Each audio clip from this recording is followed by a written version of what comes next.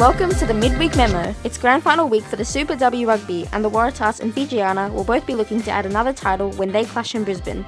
The undefeated Waratahs will be ready after Fiji knocked them out of the past two final series. Fiji are such a talented side, so for us it is focusing on ourselves and what we can do to be the best team leading into that game. It's also finals weekend in the Australian Water Polo League at Sydney Olympic Park, with a number of Stingers stars returning to their sides to be part of the action. Meanwhile, Melbourne City and Sydney FC both head into the second legs of their A-League semi-finals with the advantage and will host the matches this weekend to see who will make the grand final. Still on football, it's also the second leg of the Champions League semis, and LA Carpenter's Leon have a one-goal lead over PSG, while Chelsea lead over Barcelona. Round 3 of the Super Netball sees the two winners teams host the two undefeated teams, when the Mavs play West Coast Fever while the Giants welcome the Vixens to town. In WA, the Hockey Roos continue their preparation for Paris when they take on China, Japan and Australia A side in the Perth Hockey Cup across the next few days. Locally, NBL 1 basketball and Aussie Rules State League action continues across the country, and the BND Rugby League Premiership in Queensland enters round 7. Overseas, the huge final of the Six Nations Rugby is on as France host England early on Sunday morning.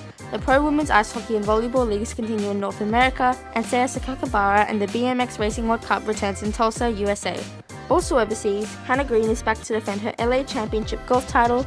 After a huge win last weekend, Aussie cyclist Grace Brown will join the world's best when the La Volta Femenina gets underway in Spain, while tennis biggest names are in action at the Madrid Open. And that's the memo.